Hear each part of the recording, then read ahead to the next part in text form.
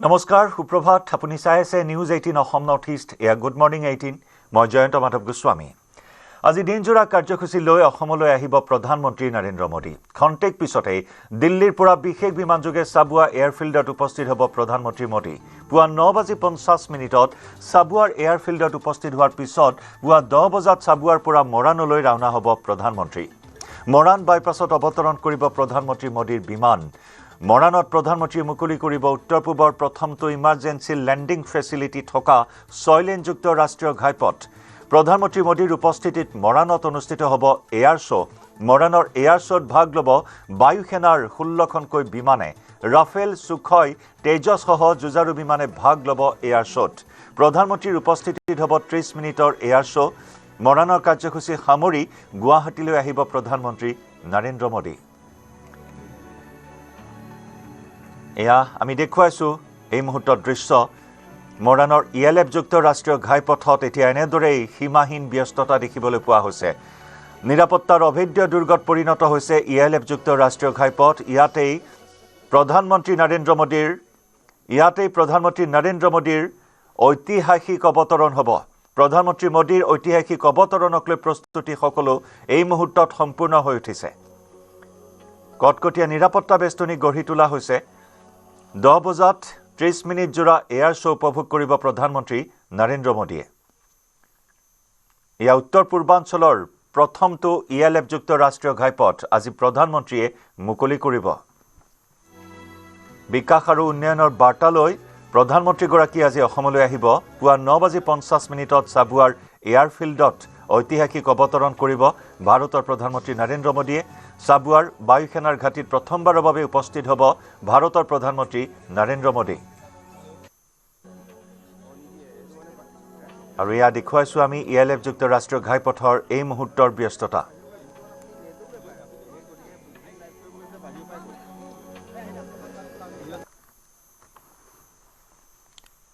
ইএলএফযুক্ত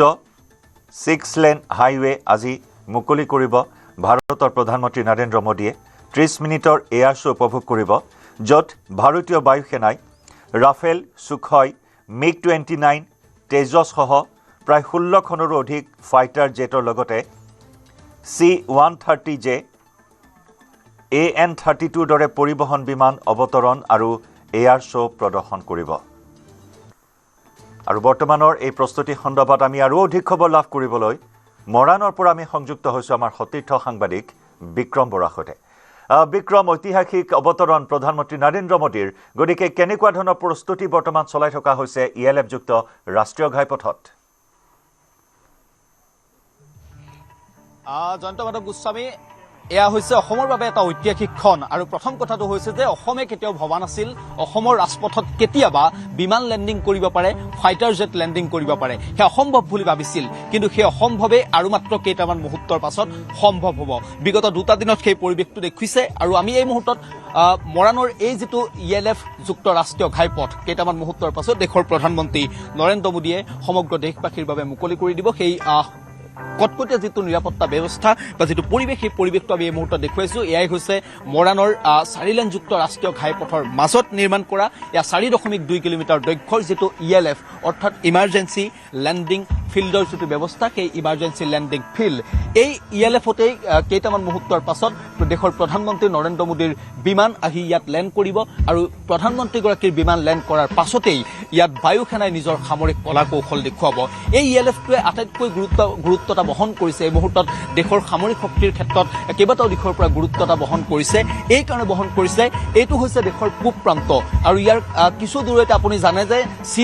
চীন লাগি আছে আৰু বিভিন্ন সময়ত চীনে উত্তৰ পূবক লৈ বিভিন্ন ধৰণৰ পৰিকল্পনা কৰি থাকে শেহতীয়াকৈ পাকিস্তান বাংলাদেশ এইসমূহ দেশো চীনৰ সৈতে ইতিমধ্যে হাত মিলাইছে আৰু তেনে পৰিস্থিতিত আজিৰ দিনটোত এই ইএলএফৰ পৰাই এই সীমান্তৰ পৰাই ৰঙা চীনক দেশৰ প্ৰধানমন্ত্ৰীগৰাকীয়ে লগতে সমগ্ৰ দেশে কোনোবাখিনি প্ৰত্যাহ্বান জনাব কোনোবাখিনিত ৰঙা চকু দেখুৱাব আমি এই মুহূৰ্তত পৰিৱেশটো দেখুৱাইছো এনেদৰে কটকটীয়া নিৰাপত্তা বেষ্টনী আপুনি সিটো পাৰে যদি চাই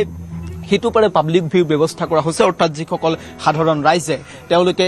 এই ELFৰ বিমান লেণ্ডিঙৰ যিটো ব্যৱস্থা সেই ঐতিহাসিক খনটোৰ সাক্ষী হ'বলৈ বিচাৰিব তেওঁলোকে ইয়ালৈ আহিব পাৰিব সিটো পাৰে তেওঁলোকৰ বাবে সেয়া ব্যৱস্থা কৰা হৈছে কটকটীয়া নিৰাপত্তা বেষ্টনী আছে বায়ু সেনাৰ কটকটীয়া নিৰাপত্তা বেষ্টনী জিলা প্ৰশাসনৰ কটকটীয়া নিৰাপত্তা বেষ্টনী SPGৰ কটকটীয়া নিৰাপত্তা বেষ্টনী তাৰ মাজত সাধাৰণ ৰাইজক প্ৰৱেশ কৰিবলৈ দিয়া হৈছে আৰু এনেদৰেই সম্পূৰ্ণ অঞ্চলটো এতিয়া 4.2 কিলোমিটাৰ দৈৰ্ঘ্যৰ এই যেটো ELF যুক্ত ৰাষ্ট্ৰীয় ঘাইপথ সম্পূৰ্ণৰূপে কটকটীয়া নিৰাপত্তা বেষ্টনী গঢ়ি তোলা হৈছে মাত্ৰ কেইটামান মুহূৰ্তৰ অপেক্ষা আছে 9:50 লগে লগে প্ৰধানমন্ত্ৰী নৰেন্দ্ৰ মোদীৰ বিমান চাবুৱা এয়াৰফিল্ড পাবহি আৰু চাবুৱা এয়াৰফিল্ডৰ পৰা প্ৰধানমন্ত্ৰীগৰাকীক বায়ু সেনাৰ বিশেষ বিমানৰ জৰিয়তে এই ELFলৈ লৈ অহা হ'ব আৰু প্ৰধানমন্ত্ৰীগৰাকীৰ বিমান এই ELFত লেণ্ডিং কৰাৰ লগে লগেই অসমে নিজৰ নাম দেশৰ ইতিহাসত সোণালী আখৰেৰে লিপিবদ্ধ কৰিবলৈ সক্ষম হ'ব কাৰণ এই যেটো আপুনি অঞ্চল দেখা পাইছে ELFটো য'ত নিৰ্মাণ কৰা হৈছে কেমেৰাত অঞ্জনা দেখুৱাইছে এই ELFটো য'ত নিৰ্মাণ কৰা হৈছে আজিৰ পৰা যদি আপুনি 4-5 বছৰ আগলৈ যায় এই স্থানত আপুনি গাড়ী চলাবলৈ অসুবিধা হৈছিল অৰ্থাৎ এই ELFৰ পৰা পিছফালে যেটো পুৰণা যেটো বাইপাছ আছে তাত আপুনি গাড়ী চলাবলৈ অসুবিধা হৈছিল চাৰিচকীয়া বাহন চলাবলৈ অসুবিধা হৈছিল আৰু এতিয়া ডাঙৰ কথাটো হ'ল যে এই ৰাষ্ট্ৰীয় ঘাইপথত এতিয়া বিমান লেণ্ড কৰিছে আপুনি বিগত 2-3টা দিনত আপুনি যেতিয়া বায়ু সেনাই কঠোৰ অনুশীলন চলাইছে তেতিয়া আপুনি সেই পৰিৱেশটো দেখা পাইছে যে কেনেদৰে ইখনৰ পিছত সিখন যুদ্ধ বিমান ইয়াত নামিছে সুখoi নামিছে তেজস নামিছে ৰাফেল নামিছে যিসমূহ যুদ্ধ বিমানৰ কথা শুনিলে আমি ভাৰত মাতৃৰ সন্তান হিচাপে আমি গৌৰৱান্বিত হওঁ প্ৰতিগৰাকী ভাৰত মাতৃৰ সন্তানেই গৌৰৱান্বিত হয় আৰু আজিৰ দিনটোতো এই কেইটামান ক্ষণৰ পাছতেই সকলো গৌৰৱান্বিত হ'ব আমাৰ সৈতে টেলিভিছনত আপুনি সংযুক্ত হৈ থাকক আমি এইফালে দেখুৱাইছো সাৰ্ভিস ভেলৰ এক্সিলেন্স অৰ্থাৎ ইয়াত বায়ু সেনাই নিজৰ যিসমূহ তেওঁলোকৰ সামৰিক কলা কৌশল থাকিব ইয়াৰ পৰা তেওঁলোকে প্ৰদৰ্শন কৰিব বায়ু সেনা সম্পূৰ্ণৰূপে সাজু হৈ আছে আৰু হিফালে এটি মূল মঞ্চ তৈয়াৰ কৰা হৈছে দেশৰ প্ৰধানমন্ত্ৰী নৰেন্দ্ৰ মোদীৰ বাবে লগতে মুখ্যমন্ত্ৰী ডক্টৰ হিমন্ত বিশ্ব শৰ্মা থাকিব আৰু কটকটীয়া নিৰাপত্তা বেষ্টনী এই মুহূৰ্তত গঢ়ি তোলা হৈছে সেই যেটো মঞ্চ সাজু কৰা হৈছে সেই মঞ্চৰ পৰাই দেশৰ প্ৰধানমন্ত্ৰীগৰাকীয়ে বায়ু সেনাৰ যেটো বিশেষ এয়াৰ শ্ব থাকিব আধা ঘণ্টা এয়াৰ শ্ব 16খনকৈ ফাইটাৰ জেটে আকাশত মৰাণৰ এই আকাশত জটিয়নিৰ আকাশত গছপুৰীয়াৰ আকাশত যি নিজৰ সামৰিক কলা কৌশল প্ৰদৰ্শন কৰিব 70 ৰাষ্ট্ৰক প্ৰত্যাহ্বান জনাব ৰঙা চকু দেখুৱাব সেই খনৰ সাক্ষী হ'ব বা সেই খন প্ৰধানমন্ত্ৰীগৰাকীও উপভোগ কৰিব আৰু তাৰ পাছতে প্ৰধানমন্ত্ৰীগৰাকী ইয়াৰ পৰাই প্ৰধানমন্ত্ৰীগৰাকীয়ে কটকটীয়া নিৰাপত্তা বেষ্টনীৰ মাজত গুৱাহাটীলৈ ৰাওনা হ'ব গুৱাহাটীত কেইবাটাও প্ৰকল্প মুকলি কৰিব এই মুহূৰ্তত আমি দেখুৱাইছো ইখনৰ পিছত সিখন বাহন আপুনি দেখা পাইছে এয়া হৈছে বায়ু সেনাৰ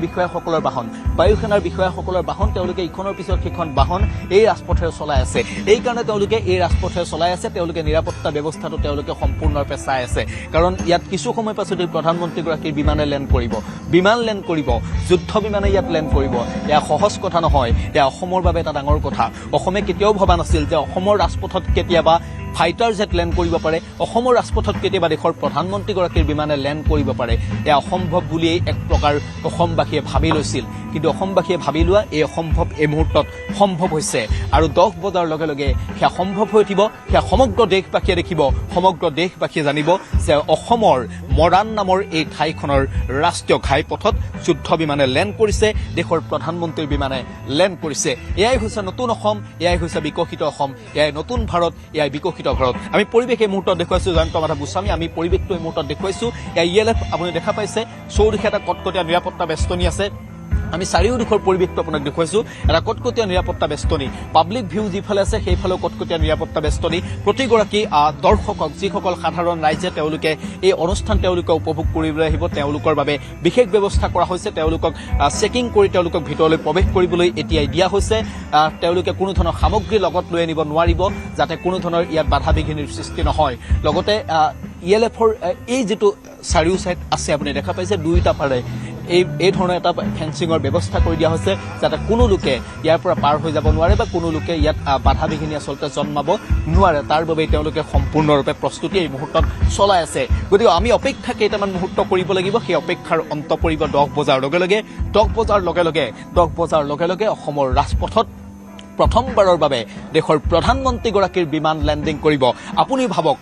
ভাবক যে আপুনি আজিৰ দিনটোত কিমান গৌৰৱান্বিত হ'ব অসমৰ ৰাজপথত দেশৰ প্ৰধানমন্ত্ৰীৰ বিমান লেণ্ড কৰিব অসমৰ ৰাজপথত সুখoi তেজছ মিগৰ দৰে অত্যাধুনিক ভাৰতীয় সেনাৰ ভাৰতীয় বায়ু সেনাৰ যুদ্ধ বিমানে লেণ্ড কৰিব এই যেতিয়া ভাৰতীয় বায়ু সেনাৰ যুদ্ধ বিমান সেইখন আকাশত উৰি থাকিব দেশবাসী কিমান গৌৰৱান্বিত হ'ব আপুনি ভাবক আধা ঘণ্টা যেতিয়া বায়ু সেনাৰ এয়াৰ শ্ব' হ'ব ইয়াৰ পৰাই ৰঙা চিনক প্ৰত্যাহ্বান জনাব স্বাভাৱিকতেই আপুনি মই সকলো গৌৰৱান্বিত হ'ম আৰু ইয়াৰ পৰা আপুনি দেখা পাইছে এটা সুন্দৰ অত্যাধুনিক তেওঁলোকে সাউণ্ড সিস্টেম তেওঁলোকে ব্যৱস্থা কৰিছে এই কাৰণে তেওঁলোকে ব্যৱস্থা কৰিছে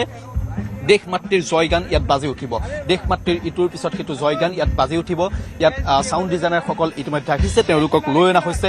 ভাৰতীয় বায়ু সেনাৰ তেওঁলোকৰ যিটো বেণ্ড থাকিব সেই বেণ্ডেও তেওঁলোকে সহযোগ কৰিব আৰু ইয়াৰ পৰাই দেশ মাতৃৰ ইটোৰ পিছত সিটো দেশ মাতৃক গৌৰৱান্বিত কৰা ইটোৰ পিছত সিটো বিজয়ৰ গান ইয়াত বাজি থাকিব লগে লগে তাৰ সমান্তৰালকৈ বায়ু সেনাৰ 16খনকৈ ফাইটাৰ জেটৰ অত্যাধুনিক ফাইটাৰ জেটৰ এয়াৰ শ্ব' ইয়াত চলি থাকিব আমি দেখুৱাইছোঁ কেমেৰাত অঞ্জনে সেই পৰিৱেশটো দেখুৱাব এয়া বায়ু সেনাৰ এয়া বিষয়াসকল তেওঁলোকে পৰিস্থিতি তেওঁলোকে তদাৰক কৰি আছে সমগ্ৰ পৰিস্থিতি তেওঁলোকে তদাৰক কৰিছে তেওঁলোকে অতি নিখুঁতভাৱে তেওঁলোকে পৰিকল্পনা কৰিছে অতি নিখুঁতভাৱে তেওঁলোকে প্ৰধানমন্ত্ৰীগৰাকীৰ এই বিমান লেণ্ডিং কৰাবলৈ তেওঁলোকে এই মুহূৰ্তত ব্যৱস্থা কৰি আছে মাত্ৰ কেইটামান মুহূৰ্তৰ অপেক্ষা তাৰ পাছতেই দেশৰ প্ৰধানমন্ত্ৰীগৰাকীয়ে মৰাণৰ জটিয়নি আৰু গছপুৰীয়াৰ এই যেটো ৰাষ্ট্ৰীয় ঘাইপথ এই ৰাষ্ট্ৰীয় ঘাইপথত প্ৰধানমন্ত্ৰীগৰাকীৰ বিমান লেণ্ড কৰিব প্ৰধানমন্ত্ৰীগৰাকীৰ বিমানৰ লগত থাকিব 16খনকৈ ফাইটাৰ জেট প্ৰধানমন্ত্ৰীগৰাকীৰ বিমান লেণ্ড কৰাৰ লগে লগে এই আকাশত আপুনি ভাবক এই যিখন আকাশ আপুনি দেখা পাইছে মৰাণৰ জটিয়নিৰ আকাশ মৰাণৰ গছপুৰীয়াৰ আকাশ এই আকাশতেই বায়ু সেনাৰ নিজৰ সামৰিক কলা কৌশল প্ৰদৰ্শন কৰিব আটাইতকৈ ডাঙৰ কথাটো হৈছে যে এই ইএলএফৰ গুৰুত্বতাৰ কথা মই আপোনাক কৈছো যে যিকোনো পৰিস্থিতি কেৱল যুদ্ধকালীন পৰিস্থিতি নহয় জৰুৰীকালীন পৰিস্থিতি সেইকাৰণে কোৱা হৈছে জৰুৰীকালীন বিমান অৱতৰণ ক্ষেত্ৰ ইয়াৰ পৰা আপুনি ধৰি লওক ইয়াৰ পৰা অৰুণাচল সীমান্তলৈ চীন সীমান্তলৈ কিবা সামগ্ৰী কঢ়িয়াই লৈ যাব লাগে ইয়াৰ পৰা অতি সহজে ভাৰতীয় বায়ু সেনাই লৈ যাব পাৰিব ইয়াৰ পৰা উত্তৰ পূবৰ অন্য ৰাজ্যকেইখনলৈ কিবা জৰুৰীকালীন পৰিস্থিতিত কিবা সামগ্ৰী লৈ যাব লাগে অতি সহজতে লৈ যাব পাৰিব প্ৰাকৃতিক দুৰ্যোগৰ ক্ষেত্ৰত মোকাবিলা কৰিবলৈ ভাৰতীয় বায়ু সেনাই এই ইমাৰ্জেন্সি লেণ্ডিং ফেচিলিটিৰ সুবিধা ল'ব পাৰিব এইসমূহ দিশৰ পৰা এই ইএলএফে অতি গুৰুত্বতা লাভ কৰিছে আৰু সমগ্ৰ দেশতে মৰাণৰ এই যেটো ইএলএফ এই ইএলএফৰ এই মুহূৰ্তত জয়ন্ত মাধৱ গোস্বামী এক প্ৰকাৰ চৰ্চা চলিছে নিশ্চিতভাৱে বিক্ৰম আপুনি আটাইখিনি কথাই এনেদৰে সুন্দৰকৈ উপস্থাপন কৰিছে আপুনি কোৱাৰ দৰে এই ইএলএফ উত্তৰ পূৰ্বাঞ্চলৰ প্ৰথমটো এয়া জৰুৰীকালীন অৱতৰণ সেৱাৰ এই ব্যৱস্থা কৰা হৈছে যি নেকি আজি ভাৰতৰ প্ৰধানমন্ত্ৰীগৰাকীয়ে উপহাৰ হিচাপে আগবঢ়াব দ্বৈত ব্যৱহাৰযোগ্য এই ইএলএফ যুক্ত ৰাষ্ট্ৰীয় ঘাইপথ আপুনি কোৱাৰ দৰে যুদ্ধৰ সময়তে হওক বা প্ৰাকৃতিক দুৰ্যোগৰ সময়তে হওক কাৰ্গো এয়াৰক্ৰাফ্ট লেণ্ডিং বা টেক অফৰ সুবিধা থকা এই দ্বৈত ইএলএফ আজি মুকলি কৰিব ভাৰতৰ প্ৰধানমন্ত্ৰীগৰাকী আৰু তাৰ পিছত এয়াৰ শ্ব'ৰ কথালৈ যদি আমি আহোঁ 10 বজাৰ লগে লগে এয়াৰ শ্ব' আৰম্ভ হ'ব ভাৰতীয় বায়ু সেনা বাহিনীৰ শক্তি সামৰ্থ্য ভাৰতৰ প্ৰতিৰক্ষা বিভাগৰ শক্তি সামৰ্থ্য শৌৰ্য বীৰ্য আজি এনেদৰে উদ্ভাসিত হ'ব মৰাণৰ আকাশত এখনৰ পিছত আনখন 16খনকৈ ভাৰতীয় বায়ু সেনা বাহিনীৰ বিমানে আজি গৰজি উঠিব মৰাণৰ আকাশত জয়ন্ত এয়া নতুন ভাৰত এয়া বিকশিত ভাৰত এয়া নতুন অসম বিকশিত অসম আৰু নতুন অসম হোৱাৰ বাবেই বিকশিত অসম হোৱাৰ বাবেই অসমৰ ৰাজপথত মৰাণৰ দৰে অঞ্চলৰ ৰাজপথত এতিয়া যুদ্ধ বিমানে লেণ্ড কৰিব পৰা হৈছে দেশৰ প্ৰধানমন্ত্ৰীগৰাকীৰ বিমানে লেণ্ড কৰিব পৰা হৈছে গতিকে ইয়াক নতুন অসম বা ইয়াক বিকশিত অসম নতুন ভাৰত বিকশিত ভাৰত বুলি আপুনি ক'বই লাগিব কাৰণ মই এই কথাটো আপোনাক ইতিমধ্যে কৈছোঁ আজিৰ পৰা 4-5 বছৰ পূৰ্বলৈ যদি আপুনি ঘূৰি যায় মৰাণৰ পুৰণা যিটো বাইপাছ আছে সেই বাইপাছটোৱেদি আপুনি চাৰিচকীয়া বাহন চলাবলৈ চিন্তা কৰিবলগীয়া হৈছিল সেই পৰিস্থিতিৰ সন্মুখীন হ'বলগীয়া হৈছিল মৰাণৰ সাধাৰণ জনতা বা উজনি অসমৰ পৰা যিসকল ৰাইজে গুৱাহাটীৰ দিশে যাত্ৰা কৰে তেওঁলোকে সেই পৰিস্থিতি বা সেই দুৰ্ভোগ ভুগিছিল কিন্তু এই মুহূৰ্তত আপুনি চিন্তা কৰক 4-5 বছৰৰ পাছত মৰাণৰ সেই একেই ঠাইতে যি ঠাইত এখন ট্ৰেক্টৰ চলাবলৈ সুবিধা হৈছিল সেই একেই ঠাইতে যুদ্ধ বিমানে লেণ্ড কৰিছে প্ৰধানমন্ত্ৰী দেশৰ প্ৰধানমন্ত্ৰীগৰাকীৰ বিমানে লেণ্ড কৰিছে আৰু আটাইতকৈ ডাঙৰ কথাটো হৈছে যে এই মৰাণৰ পৰাই ৰঙা চীনক প্ৰত্যাহ্বান জনোৱা হ'ব মই আপোনাক কৈছোৱেই যে ৰঙা চীনে বিভিন্ন সময়ত উত্তৰ পূবক লৈ বিভিন্ন ধৰণৰ পৰিকল্পনা কৰি থাকে সেই খবৰ বিভিন্ন সময়ত চৰ্চাত থাকে শেহতীয়াকৈ পাকিস্তান বাংলাদেশে তেওঁলোকে বিভিন্ন ধৰণৰ পৰিকল্পনা উত্তৰ পূবক লৈ কৰিছে চিকেন নেকক লৈ বিভিন্ন ধৰণৰ ভাবুকি দিছে আৰু ইয়াৰ পাছতে দেশৰ প্ৰধানমন্ত্ৰীগৰাকী দেশৰ গৃহমন্ত্ৰীগৰাকীয়ে হুংকাৰ দি থৈছিল যে নতুন ভাৰতে কাকো ভয় নকৰে আৰু সেইবাবে ইটোৰ পিছত সিটো সামৰিক কলাকৌশল উত্তৰ পূবৰ পৰা ভাৰতীয় বায়ু সেনাই দেখুৱাই আছিল আৰু সামৰিক ঘাটিসমূহৰ বিকাশ কৰি আছিল আৰু তাৰ ভিতৰত অন্যতম হৈছে মৰাণৰ এই ELF সেইকাৰণে তাৎপৰ্য বহন কৰিছে মৰাণৰ এই ELF সেইকাৰণে দেশৰ ভিতৰতে এক বিশেষ গুৰুত্বতা লাভ কৰিবলৈ সক্ষম হৈছে কাৰণ দেশৰ বিভিন্ন প্ৰান্তলৈ এই ELFৰ পৰা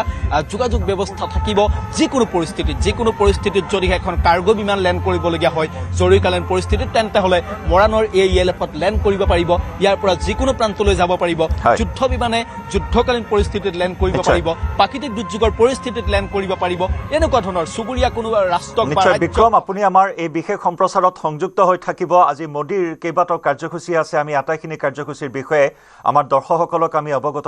কৰিছো এই মুহূৰ্তত মৰাণৰ এই কাৰ্যসূচী সামৰি গুৱাহাটীত উপস্থিত হ'ব প্ৰধানমন্ত্ৰী নৰেন্দ্ৰ মোদী আৰু এয়া গুৱাহাটীত উপস্থিত হৈ আজি 14 ফেব্ৰুৱাৰীৰ এই ঐতিহাসিক দিনটোত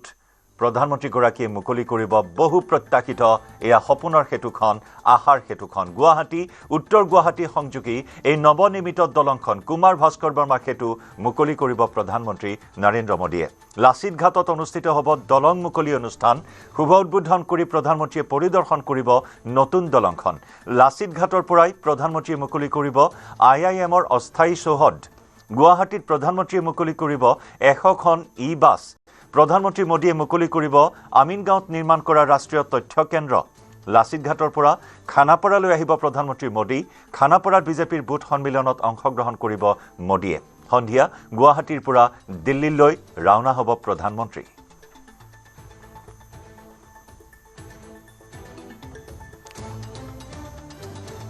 এয়া বহু প্ৰত্যাশিত গুৱাহাটী উত্তৰ গুৱাহাটীৰ মাজৰ এই দলংখন আজি ৰাইজৰ বাবে উৎসৰ্গা কৰিব ৰাইজৰ বাবে উপহাৰ হিচাপে আগবঢ়াব ভাৰতৰ প্ৰধানমন্ত্ৰী নৰেন্দ্ৰ মোদীয়ে এই উত্তৰ পূৰ্বাঞ্চলৰ প্ৰথমখন কেবল ষ্টেট ব্ৰিজ 6 লেন এক্সট্ৰা ড'জ ব্ৰিজ ৰাইজৰ বাবে মুকলি কৰিব যি নেকি যাতায়াত আৰু যোগাযোগ ব্যৱস্থা অধিক শক্তিশালী কৰি তুলিব অসমৰ যুগান্তকাৰী পৰিৱৰ্তনৰ এক অনুপম চানেকি হিচাপে কুমাৰ ভাস্কৰ বৰ্মা সেতুৱে এক নতুন দিগন্তৰ সূচনা কৰিব আৰু এই সেতুখন আজি প্ৰধানমন্ত্ৰী নৰেন্দ্ৰ মোদীয়ে মৰাণৰ কাৰ্যসূচী সামৰি গুৱাহাটীত উপস্থিত হৈ মুকলি কৰিব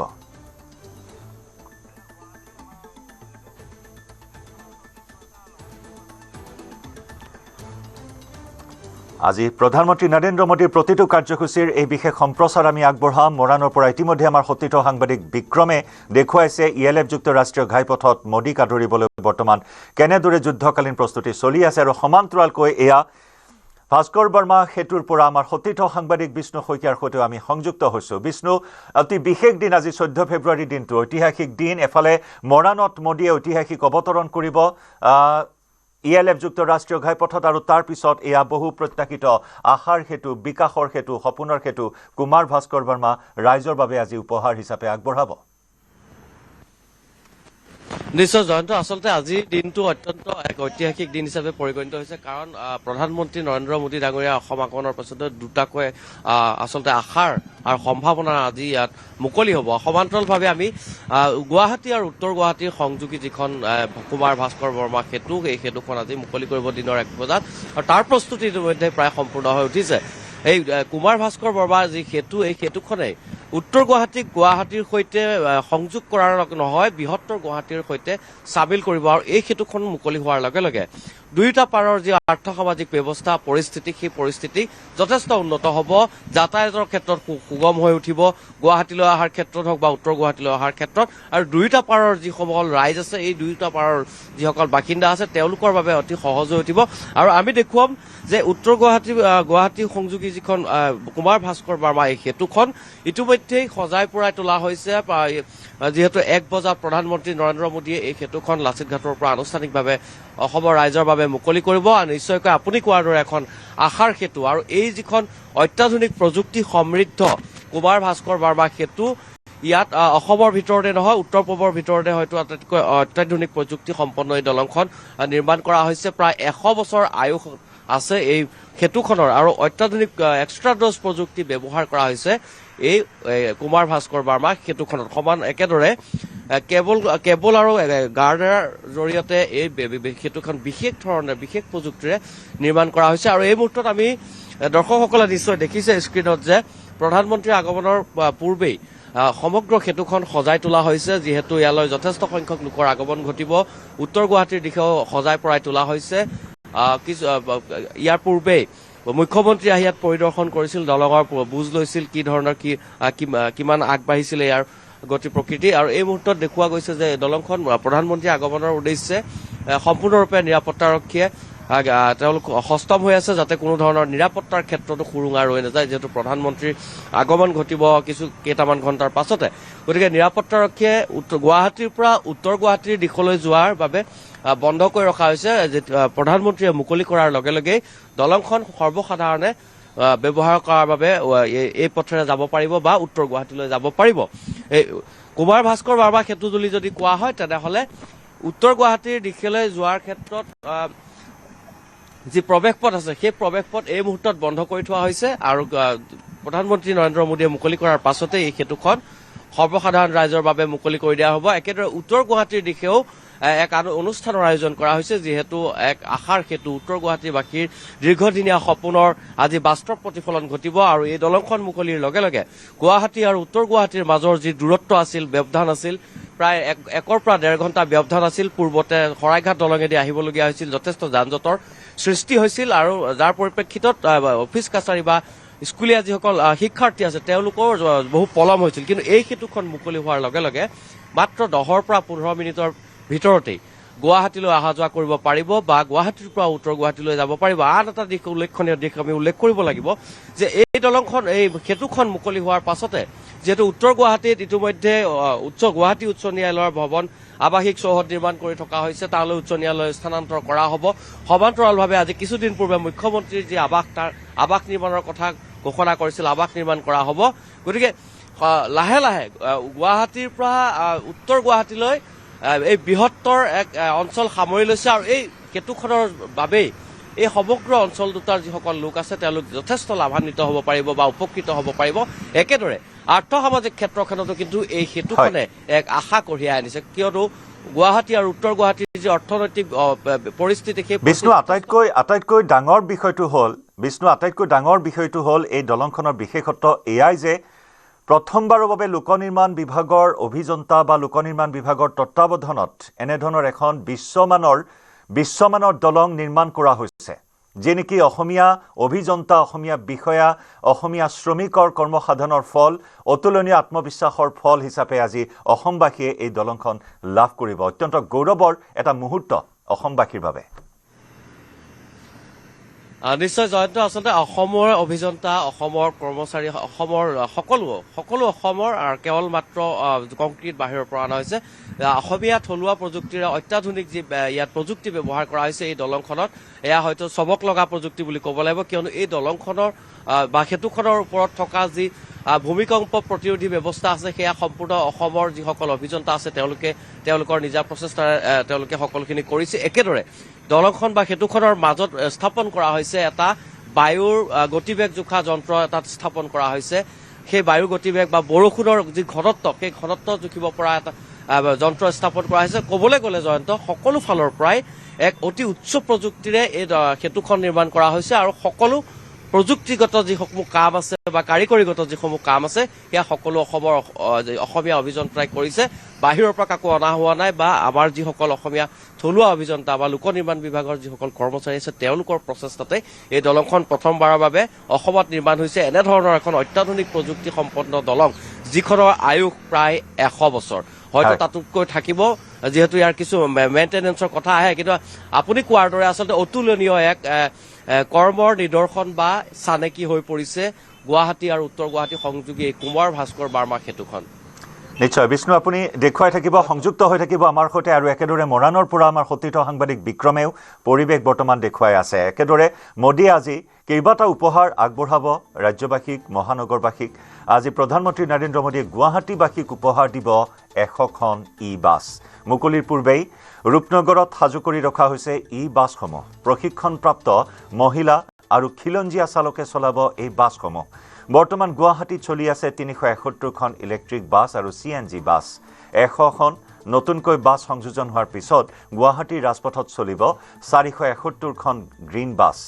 খানাপাৰা, ধাৰাপুৰ আৰু বশিষ্ঠ জালুকবাৰী পথত চলিব এই বাছসমূহ। গুৱাহাটীৰ বাছৰ গতিবিধি নিৰীক্ষণ কৰিব বিশেষ ব্যৱস্থাৰে। যাত্ৰীয়ে বিপদত পৰিলে বজাই দিব পাৰিব চাইৰেন বুটাম। প্ৰায় 250 কোটি টকাৰ প্ৰকল্প সামৰি লোৱা হৈছে এই প্ৰক্ৰিয়াত।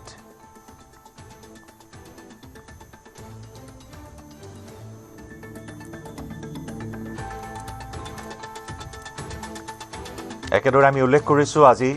লাচিত ঘাটৰ পৰাই প্ৰধানমন্ত্ৰী নৰেন্দ্ৰ মোদীয়ে বঙৰাস্থিত IIMৰ ট্ৰেনজিট কেম্পাছ মুকলি কৰিব। এয়া 100খন বাছ মহানগৰবাসীক উপহাৰ হিচাপে আগবঢ়াব। আমিনগাঁৱত তথ্য কেন্দ্ৰ মুকলি কৰিব প্ৰধানমন্ত্ৰীয়ে। এটাৰ পিছত আনটো বৃহৎ প্ৰকল্প, বৃহৎ আন্তঃগাঁথনি। ব্ৰহ্মপুত্ৰৰ ওপৰত অন্যতম বৃহৎ প্ৰকল্প গুৱাহাটী উত্তৰ গুৱাহাটী সংযোগী কুমাৰ ভাস্কৰ বৰ্মা সেতু মুকলি কৰিব। এক ঐতিহাসিক দিন আজি 14 ফেব্ৰুৱাৰীত ৰাজ্যবাসীলৈ উপহাৰৰ মেটমৰা সম্ভাৰ লৈ আহিব প্ৰধানমন্ত্ৰী নৰেন্দ্ৰ মোদী।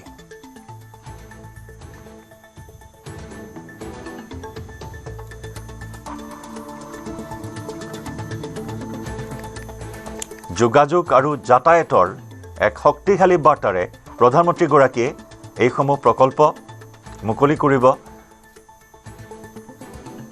আমি পুনৰ জনাইছোঁ 100খন বাছ আজি মহানগৰবাসীক আগবঢ়াব। মুকলিৰ পূৰ্বে এয়া ৰূপনগৰত সাজু কৰি ৰখা হৈছে বাছসমূহ, য'ত নেকি প্ৰশিক্ষণপ্ৰাপ্ত মহিলা আৰু খিলঞ্জীয়া চালকে চলাব এই বাছসমূহ। বৰ্তমান গুৱাহাটীত 371খন ইলেক্ট্ৰিক বাছ আৰু CNG বাছ চলি আছে আৰু এই 100খন নতুনকৈ বাছ সংযোজন হোৱাৰ পিছত গুৱাহাটীৰ ৰাজপথত চলিব 471খন গ্ৰীণ বাছ।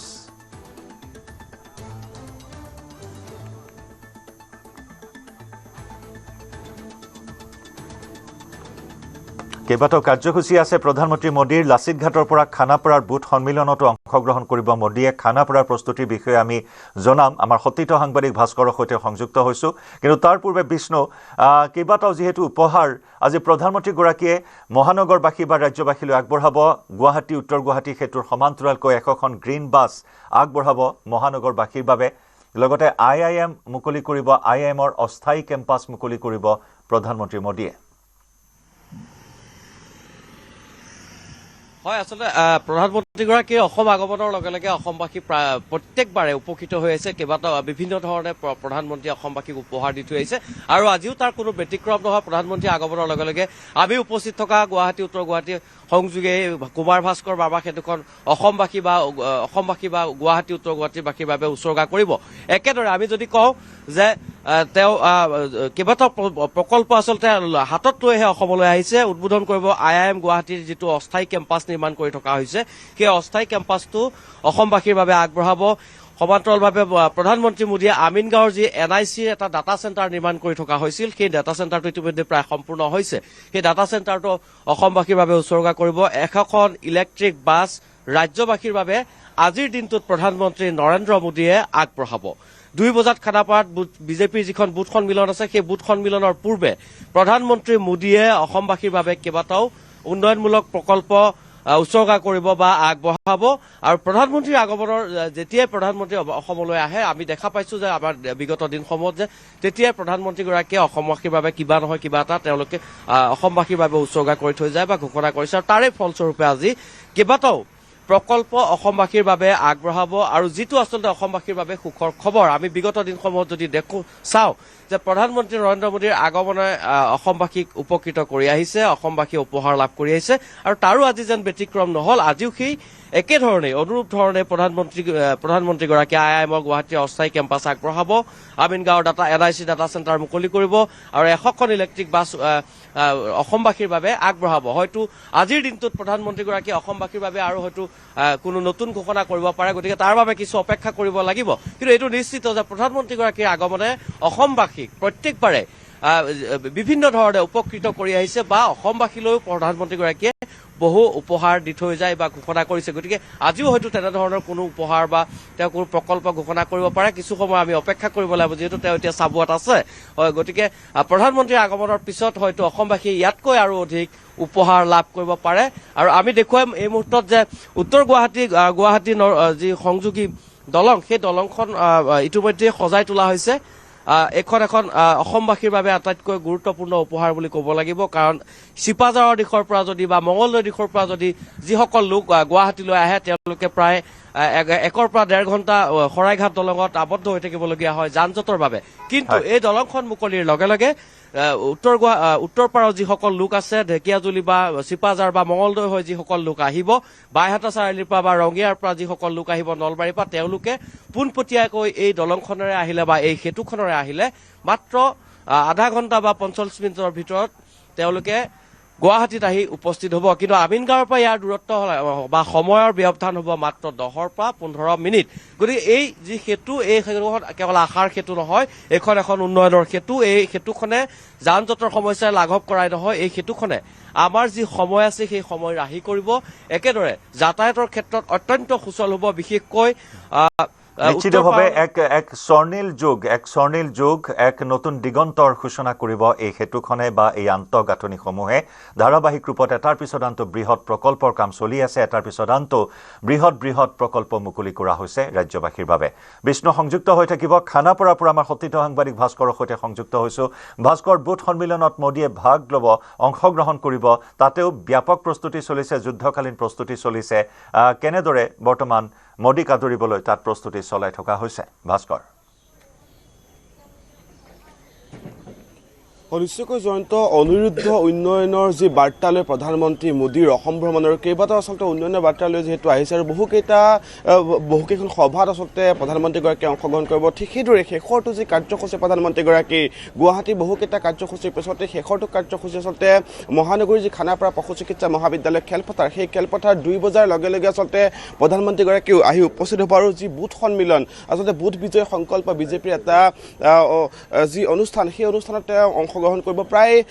৮৬,০০০ যি বুথৰ কৰ্মী সেই বুথৰ কৰ্মীসকলে অংশগ্ৰহণ কৰিব আৰু প্ৰধানমন্ত্ৰীয়ে তেওঁলোকক উদ্দেশ্যি ভাষণ প্ৰদান কৰিব গতিকে দেখিবলৈ পোৱা গৈছে যে যি এক উদুলি মুদুলি পৰিৱেশ গোটেই যিসকল আচলতে বুথ কৰ্মীসকলে আছে 3জনকৈ প্ৰতিটো বুথৰ পৰা 3জনকৈ কৰ্মী আহিব ইয়ালৈ তেওঁলোকে প্ৰতিগৰাকী আচলতে প্ৰধানমন্ত্ৰীৰ সৈতে সাক্ষাৎ হ'ব প্ৰধানমন্ত্ৰীৰ সৈতে হয়তো তেওঁলোকে কথা বতৰা পাতিব গতিকে দেখা পোৱা গৈছে যে যি এই খানাপাৰা পশু চিকিৎসা মহাবিদ্যালয় খেলপথাৰ পুৱাৰ ভাগৰ পৰা যি কটকটীয়া নিৰাপত্তা বেষ্টনী ইতিমধ্যে আৰক্ষী প্ৰশাসনৰ লোকসকলে গিজগিজাই আছে তেওঁলোকে সকলো যি দিশ আচলতে তন্ত্ৰতন্ত্ৰকে পৰীক্ষা কৰিছে কিন্তু ইতিমধ্যে কৈছোঁৱেই যে ৮৬,০০০ যি বুথ কৰ্মীয়ে ভাগ লোৱা এই সভাত আচলতে প্ৰধানমন্ত্ৰীগৰাকী উপস্থিত থাকিব তেওঁ সেই যি বুথৰ কৰ্মীসকল আছে কৰ্মীসকলক উদ্দেশ্যি তেওঁ ভাষণ প্ৰদান কৰিব আৰু ৩১,০০০ যিহেতু অসমত আচলতে প্ৰায় বিজেপিৰ ৩১,০০০কৈ বুথ আছে আৰু সেই যি আচলতে সক্ৰিয় প্ৰায় ২৬,০০০ পৰা ২৭,০০০ যি বুথৰ কৰ্মীসকল সেই কৰ্মীসকল ইয়ালৈ আহিব প্ৰতিটো বুথৰ পৰা 3জনকৈ কৰ্মী ইয়ালৈ আহিব বুথৰ সভাপতিগৰাকী আহিব বুথ পালক এজন আহিব সমান্তৰালকৈ যি BLA2 অৰ্থাৎ যি SIৰ সময়ত যিগৰাকী আচলতে যি বুথ লেভেল এছিষ্টেণ্ট আচলতে তেওঁলোকে নিয়োগ কৰিছিল বিজেপিৰ ফালৰ পৰা নিয়োগ কৰা হৈছিল তেওঁলোকক আচলতে ইয়ালৈ নিমন্ত্ৰণ জনোৱা হৈছে আমি দৃশ্যসমূহ দেখুৱাইছোঁ ইতিমধ্যেই আৰক্ষীসকল আহিছে কিছু সময় পিছতে হয়তো ৰাজ্যৰ বিভিন্ন প্ৰান্তৰ পৰা বিভিন্ন যিসকল বুথ আছে যিসমূহ বুথ আছে সেই বুথৰ লোকসকল বা বুথৰ সভাপতি বুথ পালক আৰু BLA গৰাকী আহি হয়তো ইয়াত উপস্থিত হ'বহি প্ৰধানমন্ত্ৰীৰ সৈতে তেওঁলোকে মত বিনিময় কৰিব কিন্তু পুৱাৰ ভাগৰ পৰা আচলতে যি মহানগৰীৰ সমান্তৰালকৈ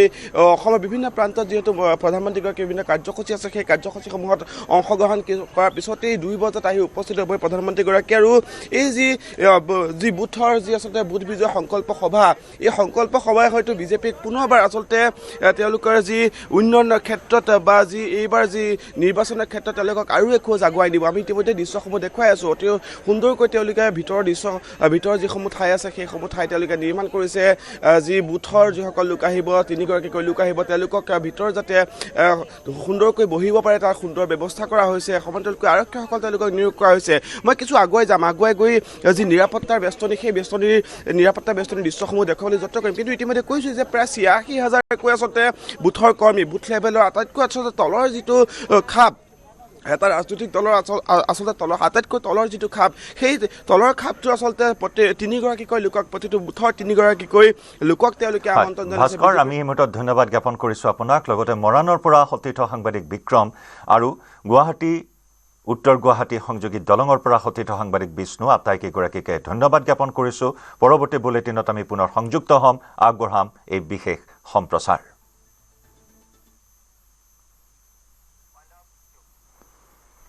ইয়াৰ সৈতে সময় হ'ল গুড মৰ্ণিং 18ৰ পৰা বিদায় লোৱাৰ। নমস্কাৰ।